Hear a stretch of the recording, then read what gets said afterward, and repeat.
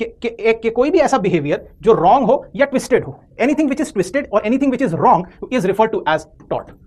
सो टॉट का simple meaning अगर कोई आपसे पूछे तो आप लिख सकते हैं समथिंग विच इज रॉन्ग और ट्विस्टेड। Getting this point? अब एक सवाल अपने दिमाग में सोचिए, क्या हर तरीके का रॉन्ग, हर तरीके का गलत बिहेवियर, हर तरीके का गलत काम, हर तरीके का गलत या ट्विस्टेड काम टॉट कहलाएगा कि नहीं? और इस सवाल को अपने दिमाग में रखिए और इस सवाल के बारे में हम थोड़ी देर के बाद चर्चा करेंगे। Will be coming to this point in a way. So moving forward but in a way moving backward and coming to the first slide. What is meant by taught?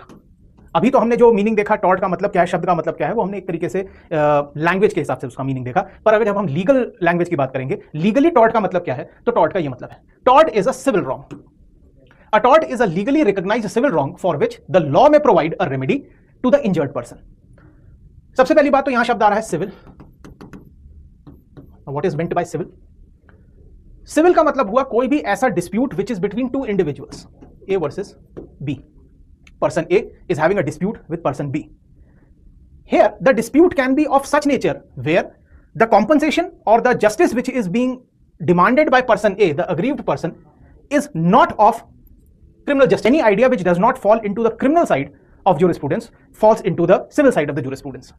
Meaning thereby, इस society में, इस दुनिया में, इस समाज में कुछ behaviour ऐसे होंगे, कुछ एक्ट्स ऐसे होंगे, कुछ एक्शंस ऐसे होंगे जो अपने आप को क्रिमिनल एक्शन कॉन्स्टिट्यूट करेंगे। मीनिंग देयर बाय उन एक्शंस को करने वाला क्रिमिनल कहलाएगा।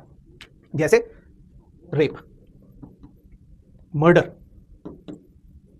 थेफ्ट, चोरी, rape, murder, theft etcetera etcetera.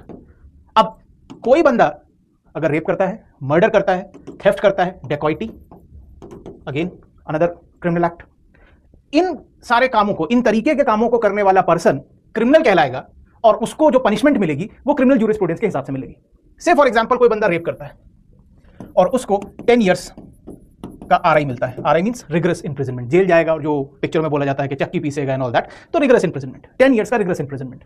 Life imprisonment, जब तक नेचुरल लाइफ है, जब तक वो पर्सन जिंदा है तब तक वो जेल में है।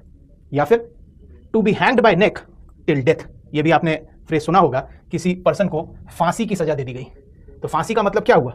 टू बी हैंग्ड बाय नेक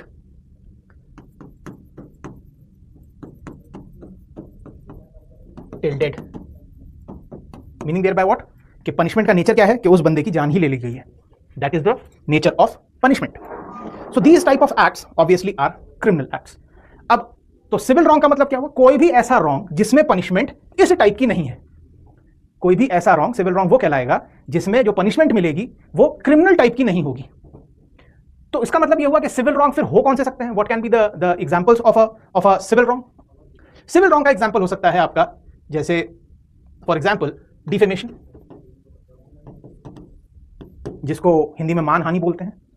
कोई पर्सन ए है, उसने पर्सन बी के बारे में कुछ गलत बात पब्लिकली बोल दी और उस गलत बात को 100 लोगों ने सुना, 100 पर्सन्स ने उसको सुन लिया और इन 100 पर्सन्स ने ए ने जो बात बोली थी उसके बेसिस पे बी के बारे में एक गलत इमेज बना ली। मतलब बी की जो इमेज है, जो रेपुटेशन है, जो प्रेस्टीज है, वो हर्ट हुई। तो ऐसी सिचुएशन में बी जो है वो ए को कोर्ट में लेकर के जाएगा। बी जो है वो ए को कोर्ट में लेकर के जाएगा, किस ग्राउंड पे? डिफेमेशन के ग्राउंड पे, कि ए ने जो कुछ भी बोला मेरे को, बी कहेगा कि ए ने जो कुछ भी बोला इस वजह से मेरी रेपुटेशन को हर्ट हुआ है। अब रेपुटेशन को अगर हर्ट हुआ है तो भाई ए ने गलत काम किया। अब अगर ए ने गलत काम किया तो बी को जस्टिस तो मिलना ही चाहिए। तो बी को जस्टिस किस तरीके से मिले?